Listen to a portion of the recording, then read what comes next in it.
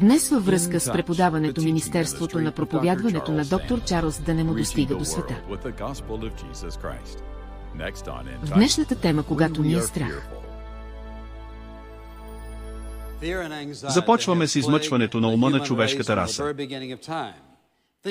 Помислете на това, което е записано в писанието разговорът между Бог и първият човек, който казва. Този разговор каза, страхувах се. През цялата история на човечеството Хората са казвали, но аз не се страхувам. Просто имам страх, тревожа се постоянно. и през целия Стар Завет, Божия отговор е бил не се страхувай. И Новия Завет отново го повтаря, не се страхувай. Не се страхувай. Например, когато ангелът говореше на Мария, той каза за идването на Исус, тя трябваше да бъде негова майка. Не бой се. Също каза на Йосиф, не бой се. Той каза на бащата на Йоан Кръстител, Захария, не бой се. Когато Исус говореше на множествата в проповедта на планината, той им каза, там на хълма, не бойте се за нищо. На апостолите в морето, в бурята, когато бяха изплашени до смърт, той им каза, не се страхувайте. Апостол Павел, в един момент от живота си, преживял истинска трудност и Бог му каза, не се страхувай. И бях толкова щастлив, че имаше тази роля там, защото това ме накара да осъзная, че апостол Павел, дори той е преживял моменти на безпокойство и страх. Не се страхувайте повече, а продължете да говорите. Йоан, който е написал Откровението, при видението на Господ Исус Христос, и той пада по лице. И той е напълно вкаменен в присъствието на Исус. И какво му каза той? Библията казва, че той ходеше и го докосна и той каза, не се страхувай. Бог каза чрез апостол Павел в 2 Тимотей 1 глава, аз съм Святия Божий дух, на силата и любовта и кратко и на здравия ум, и апостол Павел казва. И какво? Библията, докато той ходеше, и го докосна и той каза, не се страхувай. И какво е предупреждението в цялото писание? Нека молбите ви бъдат към Бог. През цялото писание Бог ни увещава да не бъдем такива, да не се страхувам, защото като Негови деца, ние нямаме основание за страх. Нека молбите ни бъдат към Него и ние не трябва да се страхуваме от нищо. Това не означава, че нещо може да не се случи за този момент. Например, ако сте излезли и някой е срещу вас с пистолет насочен в лицето ви, ще имате известен страх. Сега, какво искате да направите с това послание е нещо малко по-субективно от това. И това е, че искам да се справя с тези страхове, които за първи път не бях дори осъзнавал. И дори когато ги изпитваме, не можем да разберем защо са там или защо се пазят. Или защо са в живота ни и какъв е техният произход, какъв им е коренът. Така, искам да отворите към Исаия 4:1 глава. Това е един от онези стихове, които ви казвам, че трябва да го направите, подчертайте. Поставете кръг около него. Каквото трябва да направите, защото вярвам, че това е едно от тях, онези текстове на код в Библията, които Божиите хора правят. Трябва да бъде много наясно и особено в светлината за какво ще говорим в това послание. И това е източникът на нашата сила, когато се сблъскаме с страх или се тревожите. А безпокойството е просто страх от бъдещето, може да е страхът от следващата минута, на следващия ден или следващия час или следващия месец. Така, искам да отворите към Исаия 4:1 глава. Не се страхувайте, защо аз съм с теб. Не се оглеждай тревожно, защото аз съм твоят Бог. Ще те подкрепям със сигурност, с моята праведна десница. Ето едно страхотно обещание за увереност за всички нас, които сме. Преминаваме през страх и безпокойство, и слушайте какво казва той. Той казва, не се страхувайте. Но второ, той ни дава дума относно отношението тук, за което често сме наясно. Той казва, не се оглеждайте тревожно около себе си. Това е един от най-фините и успешни капани на Сатана. И това е да отклоним фокуса си от Бог, гледайки нашите обстоятелства и какво се случва. Колкото повече ги гледаме, толкова потревожни ставаме. На така ние сме част от причината за нашето безпокойство. И гледайки обстоятелствата, опитвам се да преценя и претегля какво може да се случи. Какво може да се случи, какво се е случило, какво казва, каквото и да става, той казва, не се оглеждайте тревожно. Аз съм твоя Бог, аз ще бъда с теб. Да ще ти помогна. Ще те укрепя. Ще те подкрепя с моята правда и здрава ръка. Сега, това, което искам да направя, е да се справя с тези първопричини на страх и безпокойство. Нека да разгледаме някои от тях. И първият е следният – чувство за неадекватност. Това, което се случва, е, че в ума ви се случва нещо, което казва зад теб. Някъде назад неадекватността е засадена, т.е. ти си неадекватен. Не можете да правите чувства на неадекватност, това не работи. Вие не сте неадекватни, за да успеете в това. Дори не опитвайте и това, което се случва, е, че въображението ни за неадекватност започва да функционира. Когато получим компенсация за неадекватност, тази възможност. И това, което се случва, е вместо това да си представяш себе си такъв успешен, ти правиш, това е прекрасна възможност и ще продължиш напред. В живота, поради неадекватност, вашето въображение ви играе този номер, то започва да си играе на стара лента, което ти казва: не можеш да направиш това. Някои други хора могат, но вие не можете. И не след дълго, вместо да си въобразите, че успешно ще постигнете или ще направите това, започвате да си представяте как се променят и тогава това създава цял ефект на доминото и вие започвате да си измисляте всички причини, които наистина не мислите. Това ще работи и можете да го направите и няма да се случи по този начин. И това, което се случва, е, че живеете в безпокойство и страх. Това е нещо предубедено в нашето мислене. И ние не осъзнаваме колко често сме програмирани, мислейки, че е погрешно. И така, ние се чувстваме неадекватни да се срещаме с определени хора и да правим определени неща и особено възможности в живота. Така че често тези възможности идват и ние ги пропускаме, защото не се чувстваме адекватни. Втора, според мен, фина причина, първопричина за нашите страхове и тревоги са следните. Някак си не вярваме, че можем да достигнем стандартната справедливост, която сме си поставили.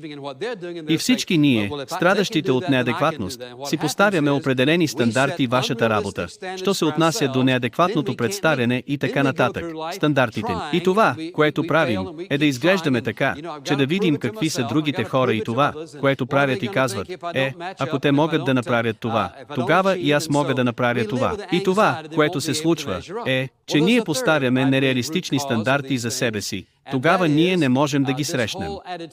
След това преминаваме през живота в опити и се проваляме и продължаваме да опитваме. И, нали знаете, трябва да си казвам и трябва да го докажа на другите. И какво ще си помислят, ако не продължа? Има и трета, според мен, причина за тези неща и това е цялото отношение на чувство за вина. И хората живеят в тази вина някъде по пътя или са направили нещо, или по някакъв начин недоволни от Бог, те живеят с безпокойство и чувство за вина. Добре, те някак си преодоляват това и следващия път, когато ги видите, те са имали още един шанс. Защо? Сега, ето причината. Психологически те вече са решили, не заслужавам да успея. Защо не заслужавате да успеете? Там назад в моя живот или роден съм по този начин. Аз съм роден такъв. Това е моят произход и нямах това, или ми казаха това за мен. Или това направих в живота си и е удивително колко хора няма да успеят в живота, защото те не се чувстват достойни да успеят. Те просто не се чувстват така, сякаш го заслужават. Божията благодат е добротата и любовта, милостта и благост на Бог към нас, не защото го заслужаваме, а поради Неговата любов. За нас се излива върху нас въз основа на това, което заслужаваме, а въз основа на Неговия характер. И Неговият характер казва, че Той ни обича безусловно. Тогава защо имаш това чувство на вина? Това е най-начина да живееш. Но виждате ли, това са причините за много от нашите страхове и тревоги. Това не са всички, но това са някои. Позволете ми само да спомена още едно, а то е нагласи, с които сме израснали. И позволете ми да ви дам един пример. Това са отношенията, които сме родени точно тук. Чувство за неадекватност, нереалистични стандарти, които си поставяме, чувство за вина, нагласи от детството. Как си представяте тези ленти? Ще ви кажа какво има на тази лента. Това е лента за цял живот. Когато майка ти и баща ти са казвали в началото на живота, това е там, всички неща там, които ти се иска никога да нямаш. Всички начини, по които сте били третирани, още от дете. Цялата злоупотреба, която си понесъл, всички трудности, изпитания, критика, отхвърляне, всички тези неща са на касетата в ума ви. Но аз съм тук, за да ви кажа, че нещо се случва в ума ви и така, нека ви дам един пример. Когато идвах, както споменах преди, баща ми почина, когато бях на около 9 месеца. И така, майка ми и аз се местихме 17 пъти, когато бях на 16 години от моя живот. Това със сигурност не изгради никаква сигурност в мен. Едно нещо, което майка ми би ми казала, когато бях малък. Казвах си: не излизай, там ще се нараниш. Не си играй на улицата. Не тичай наоколо. Ще паднеш. Не работете твърде много. Съобщението към мен беше: не дей, не дей, не дей. Сега знам какъв е бил нейният истински, любящ мотив. Искам да се грижа за Чарлз, защото той е всичко, което имам сега. И съм сигурен, че в тези ранни години тя искаше да съм нейният син. Но и аз бях това, с други думи, аз представлявах баща си пред нея. И за това тя не искаше да бъда наранен, не искаше да работя твърде много, не искаше да правя това. И тогава, разбира се, това, което тя щеше да ми каже: сега, не искаш да провалиш Бог. Не искаш да провалиш Бог. Просто искай да бъдете послушни на Него, не искаш да провалиш Бог. Сега, това бяха съобщенията, които получих в главата си. И така, какво направих? Защото виждате ли, ако идваше от майка ми, беше закон. Не беше въпросът дали искам да го направя. Не съм искал да ми казват тези неща, беше нещо, което беше казано. Хванах някои неща, след което бях научен на някои неща. Всеки един от нас е бил научен и сме хване на работа. Ние не поискахме, твърде млади, да разберем какъв е света. Касетата се пусна, и каква беше лентата? Не поемайте никакви рискове в живота, може. Не прави това, и така, какво стана? Лентата е: не бъди смел. Не се емотай, а го направи. Внимавай. Хората ще се възползват от вас. Гледайте или внимавайте. Лентата върви и продължава и продължава. Когато нямаш много, лентата, която изгасва, нямаш много, внимавайте с това, което имаш. Бъдете много внимателни, може да го загубите, защото, ако го загубиш, може и да не си го върнеш. Едно чудесно нещо е това, което все още е балансирано. Гледах как майка ми дава, когато нямаше почти нищо за даване. И някак си това го балансираше, но тя казваше: гледах как майка ми дава, когато тя почти нямаше какво да ми даде. И по някакъв начин това го балансираше, но тя казваше: не сте длъжни да задлъжнете. И не искаш да харчи и не искаш да прахосваш парите си, и тя ще ме накара да давам сметка за парите си, което беше добра идея. И самата идея за задлъжняване беше абсолютно ужасяващо нещо.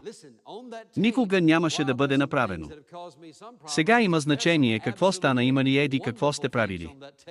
Така че, слушайте, тази лента, докато има някои неща, които имат причини доста проблеми, има някои абсолютно прекрасни неща на тази лента. Това е цяла друга поредица от проповеди. Някои прекрасни неща на тази касета, които никога не бих искал, някога да отречеш по всякакъв начин, но поради страха и безпокойството, разбира се, когато тя каза: не искаш да провалиш Бог. Тогава каква е лентата, която изгасва? Внимавай! Внимавай! Уверете се, че сте послушни. Бъди внимателни. Не съгрешавайте срещу Бога. Не правете това. И така, какво се случва? Израснах с тази лента и тези касети. Не поемайте никакви рискове, към гледайте нашия Бог или внимавайте с всички тези неща. Може да се справите. Но ако не осъзнаваш, че имаш лента и не го направиш, това няма да работи. Къде са последствията от тези неща в процес, които просто лежат там под повърхността, просто чакаш да бъде запарена от някакво обстоятелство и...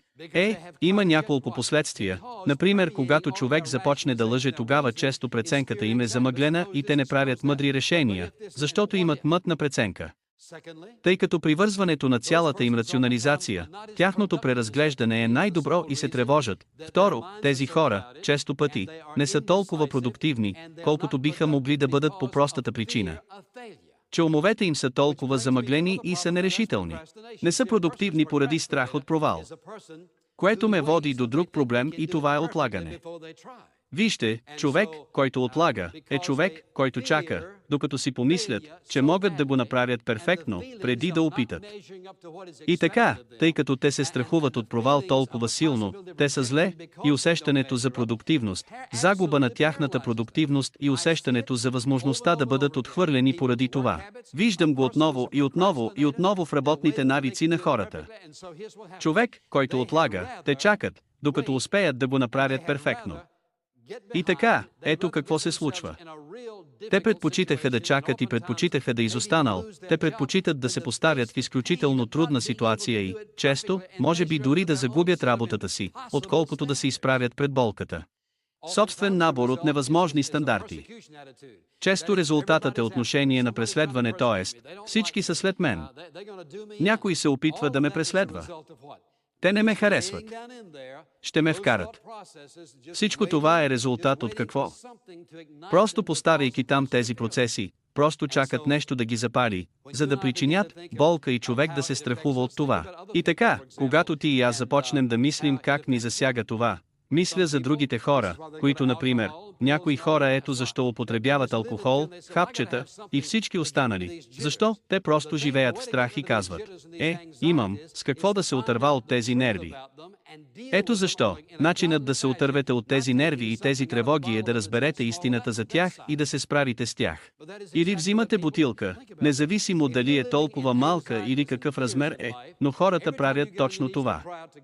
Помислете за това, ако живеете в тревоги и страхове, всеки път, когато застанеш на колене, за да извикаш: Господи, какво прави касетата?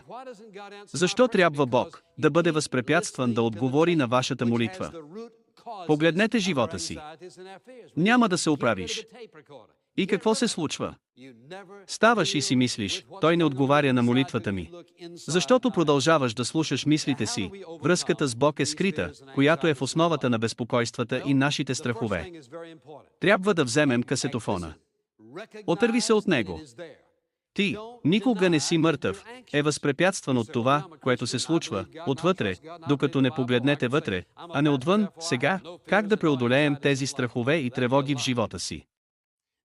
Първото нещо е много важно. Слушай, признай, че е там. Не отричай, че си тревожен. И казваш: знаеш ли, аз съм християнин и вярвам в Бог и вярвам в Бог и вярвам в Библията. Или бих могъл да кажа: аз съм пастор, следователно нямам страхове. Това би било лъжа, защото има моменти, когато аз трябва да се изправя пред Него точно като вас. Но мисля, че Бог е в процес на това да ме научи как.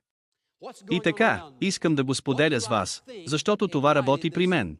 Сега слушайте това внимателно. Виждате ли, ако не наклонена черта слушате, не просто признаете, че сте страхлив или тревожен, но го идентифицирайте. Какво е? Казвате: как го правиш? Ето най-добрия начин да го направиш. Следващият път, когато се почувствате тревожни или уплашени от нещо, задайте си въпроса, спри и се запитай: сега какво става? С какво става около мен? Какво мисля, че запали това чувство? От нещо, което чух? Беше ли телефонно обаждане? Беше ли нещо, което видях? Какво е запалило това? Това е нещо, което просто расте. Какво се случва около мен, за да мога да идентифицирам нещото, което ме накара да се чувствам тревожен или уплашен? Ако мога да го идентифицирам, тогава мога да се върна към корена. Ако не го идентифицирам, просто ще продължа да имам същият стар проблем, лентата ще продължи. Какво се случва? Второто, нещо, много важно, е моята връзка с Христос. Приятелю, ти нямаш връзка с Исус Христос. Ще живеете с определени страхове и тревоги, защото нямаш никаква сигурност. Единственото нещо, което е абсолютно сигурно в това. Животът е Исус Христос. Той е единственото сигурно нещо. Така че, ако ще се справя с някакъв вид страх и безпокойство в живота си, трябва да се справя с връзката си с Исус Христос. Защото Той казва, на човека е отредено веднъж да умре, и след това присъдата. И Той казва, каквото посее човек, това ще пожъне, така че мога да се сетя за много принципи, които биха причинили, които ще се изгубя в тревожност и страх. И ако се изправите лице в лице с истината, ще имате причина да се страхувате, и причина да се тревожите, ако сте отхвърлили лицето на Исус Христос, Божият Син, който дойде на този свят, за да те спаси. И така, за да го приема чрез вяра като мой личен спасител, знаейки, че греховете ми са опростени, минало, настояще и бъдеще, аз съм дете на Бог и сега съм спасен от Негова благодат, не чрез изпълнение. Абсолютно сигурно. Първо, разпознайте присъствието на страха и го идентифицирайте. Второ, вашата връзка с Исус Христос ще бъде сигурна. Номер 3 е рекордьорът, просто го запиши, рекордера. Това, което искате да направите, е след като идентифицирате тези тревоги, които продължава. Добре, това е записващата лента, която се включва. Сега, какъв е коренът? Откъде се взе тази лента? Как е записано? Слушай, осъзнаваш ли го, може би ще го научиш. Някой е поставил касетата си нещо, което баща ти или твоя, майката е сложила тази лента. Може да е нещо, което съпруг или съпруга са поставили на касетата, може да е нещо, което вашият родител е сложил на касета или някой друг, работи, но, слушай, тази първопричина за тревожност и страх. Слушай, има го на записа. И когато разпознаете и идентифицирате какво е това, проследете го обратно до корена му. Ето какво можете да направите. Можете просто да вземете тази лента и да я извадите, и го накъсайте на парчета. Отхвърлям тази лента. Вече не трябва да пускам тази касета. Слушай, това означава ли, че никога повече няма да изгасне? Не, това означава, че следващия път, когато започне, можете да кажете, не трябва да приемам това. Не вярвайте на всичко, което чуете. Но открих това. Всички трябва да каже, татко, искам да ти благодаря за всичко, което не е от теб, защото ти каза, не съм ти дал духа на страх или на безпокойство. Порицайте това в името на Исус Христос. Отхвърлям това чувство и го отказвам от този момент нататък. И аз съм тук, за да ви кажа, че напълно ще изчезне. Защо? Защото си поел власт над дух, който не е от Бог и е направо от самия дявол, и това, което той се опитва да направи, е да ви попречи, във връзката ви с Бог. Ти имаш силата и властта като Божие дете, да укоряваш и отхвърляш каквото и да било, което не идва от Бог. Не е нужно да го приемате като свое. И така, това, което трябва да правите, е да идентифицирате лентата. Когато започне да върви, изключете я. Отрежи го. Не е нужно да го слушаш. Шестата стъпка е да посегнете към котвата. Каква е котвата? Отидете на Исея 41 глава, сега, вижте това. Всички ние се нуждаем, по някое или друго време, тези библейски котви, на които можем да се позоваваме, когато сме изправени пред страхове и тревоги си, сега, чуйте това. Да кажем, че това е вашата котва и вие сте изправен пред някакъв страх или безпокойство. Виж това. Не се страхувай, аз съм с теб. Кой е с теб? Всемогъщия Бог те подкрепя. Той казва, аз съм с теб, ще те подкрепям, колко време ще бъде с теб. Всеки момент, всеки път от твоя живот. Не се страхувай, аз ще те подкрепям. Не гледай тревожно, защото съм с теб. Чуйте тази фраза, защото аз съм Бог. Защото нито той, нито тя, нито по някой друг е твоя Бог. Никой не контролира твоя живот, освен мен. Следваща фраза, не се страхувайте, защото аз ще те укрепя, кой? Всяко обстоятелство в живота аз те укрепвам, не се страхувай, защото със сигурност ще ти помогна, слушайте, той казва, аз ще ти помогна. Пред каквото и да си изправен, аз просто гледам вдясно от теб, аз стоя там, след това той казва, аз ще те подкрепя с моята праведна десница. Писанието говори за символите, чуйте, за Божието желание е да се намеси във вашата ситуация и обстоятелство. Той казва, ще те укрепя. Ще ти помогна.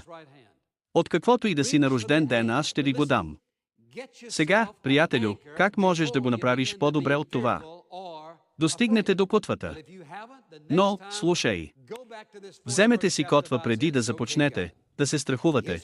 На следващия път върнете се към тази 41 глава на Исаия и кажете: добре, Боже, ето какво каза. Аз го претендирам, какво искаш да направиш. Следващото нещо, което искам да кажа, е да префокусирате вашите. Внимавайте, защото е погрешно. Ето какво се случва, когато се огледам наоколо, погрешно става злобно и страшно, и стигам до котвата, веднъж какво се случва. Погледът ми се отмести от това, което ме кара да се тревожа, към това, което ме прави сигурен. Пренасочих вниманието си върху моите обстоятелства към котвата. И какво става? Незабавно моята вяра погрешна просто излиза от пътя. Защо? Защото ми напомня, че той каза: аз съм с теб. Ще ти помогна, ще те укрепя, ще те подкрепя с дясната си ръка. Удивително е как страховете и тревогите напълно изчезват. Същността на живото Божие Слово: не е нужно да се тревожите. Не трябва да се страхувате. И слушайте внимателно. Никой не може да те накара да се страхуваш. И никой да не ви кара да се тревожите. Ти и аз трябва да се съгласим да отговоряме на това. Христос живее вътре във вас, но трябва да му позволите. Той е в нас да ни насърчава. И той казва: ако се обърнеш към мен, ще живееш сигурно и няма да изпитваш ужасни новини. Защото аз съм твоят Бог.